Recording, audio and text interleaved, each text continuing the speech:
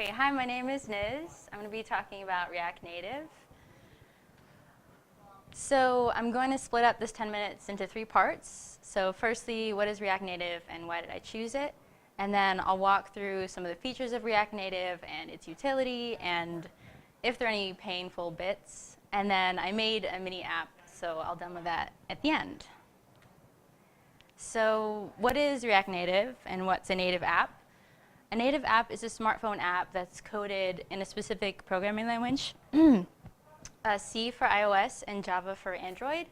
And then a React Native app is a mobile app that's programmed in JavaScript, but it's meant to mimic the functionality of a native app and to be as high-performing as native app.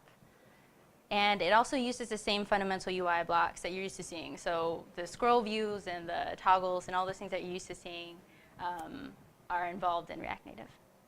And also, you don't have to use only JavaScript in React Native. You can mix it with C or Java. Actually, Facebook's mobile app is built that way.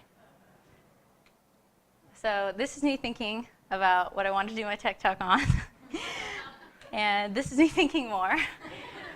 So I decided that I wanted to do React Native because I really like the way React is designed. I like working with it. I like that it sort of makes me think more about how you would best structure an app and how you would sort of manage the data. So, and I wanted to know like how a mobile app is built. So I wanted to work on that. So those two things combined. That's why I chose it. So in my opinion, after using it, why would a developer choose to use it? So since it's built with React, it has the benefits that come with React, like scalability and easier maintenance as your app grows. Also, while I was using it, though, I found that it had a lot of like built-in functionality that was really nice. And I made like 4 little pieces of apps, and I reused probably like 3/4 of my components across those 4. So that was really nice. I didn't have to rebuild things over again. And the setup is almost the same for Android and iOS apps, which is really nice. So I'm just going to sort of walk through the general steps that I took or anyone could take to make a React Native app. So we're going to walk down React Native lane. So first of all, the setup. So these 3 lines were the main setup that I used. I used an iOS simulator. So you import app registry from React Native, and then you connect that to your simulator. That string right there, manager, is just the label that'll be on your screen under your app. I think you guys will see that. And then app is the main component that's connected to the rest of the components. And this is the same for Android or iOS. The file name will just be different depending on which one you're using. Okay, so after I got everything set up, I wanted to focus on like making components and making them reusable and using whatever functionality React Native came with. So here are 2 examples of some reusable components. The first one's a button, the second one's a spinner. So this thing, you're probably used to seeing it. So I used something called the touchable opacity component from React Native. So it just builds in the behavior of the button for you. So if you touch the button, it becomes more opaque, and that tells the user that they've clicked it. So it was really easy to make an interactive button, and I could use this over and over again. Same with the spinner, used a component called activity indicator.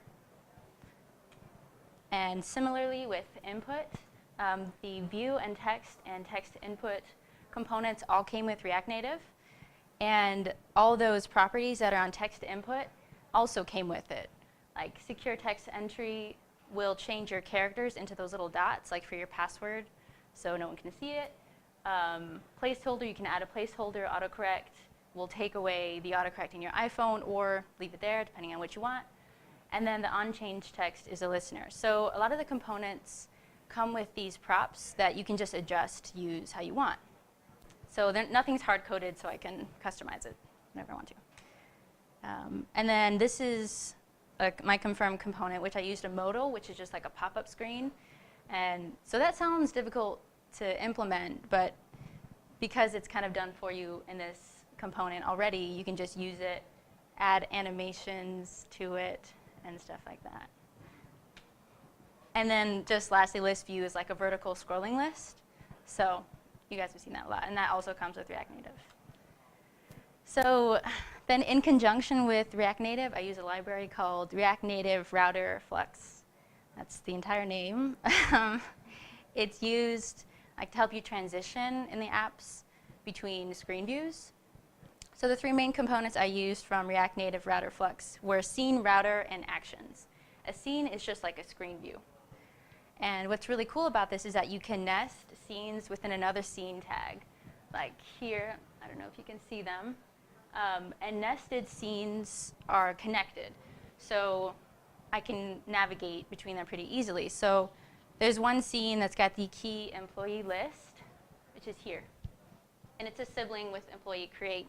So if I was on employee create and I got there from employee list, there would be a back button that would come up automatically, and I could just go straight back to it. So I don't have to think about which scene I'm on and which one was before the one I was on. It just takes care of that for you, which is really nice. And then this is just showing how I used input multiple times and customized them, depending on where I was using them. And then there were some things about just using React that made it easier to make a mobile app in general. So you guys probably remember this from React, but I could use the state as logic to change the view. So like if a user was logged in, then I would show a logout button or whatever I wanted them to see if they were logged in. If they weren't logged in, I would show them the login form. If it was neither, I could show them the spinner was loading.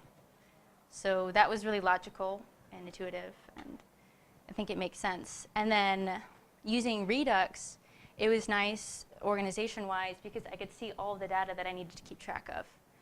So another benefit of using React, and then you know all the actions that the user can take to change the data in your app. And you can change the data pretty easily too. The one thing, or the most painful thing, I think was styling. With React Native, this is the way that I was taught. There might be a better way, but I think it's kind of something that's not quite up to speed yet with React Native. So I just had to make sort of like style objects and apply them to their components. But I did only have to do it once. This is like the entire button component that I just kept reusing. But a wee bit annoying. So if you want to learn, I followed an online course, which was great.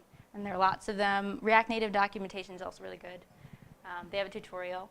Or you could ask our instructors, amazing ones. OK. So I'm just going to go through a quick demo on my simulator. So this app is called Manager, and it's for like managing employees. So this is my header up here. So I reused it. I'll reuse it at the top of all of them, and a button and my input form. OK. So I'm going to put in the correct email and the incorrect password.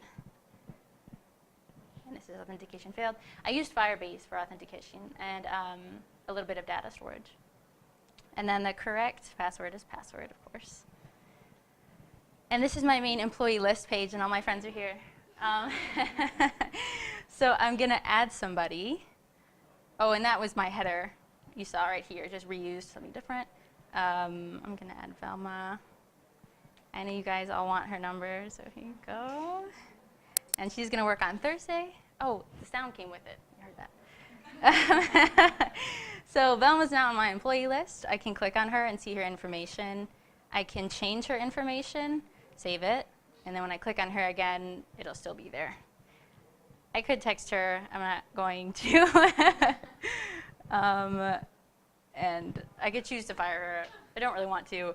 I'm going to say no. Oh, this back button is automatically there, again, because of that scene nesting. So I didn't put that in. It just automatically associated them, which is really nice. So I can go back, and I can click on her again. And, I mean, I'll just fire her for demonstration purposes. It's not personal. And that's it.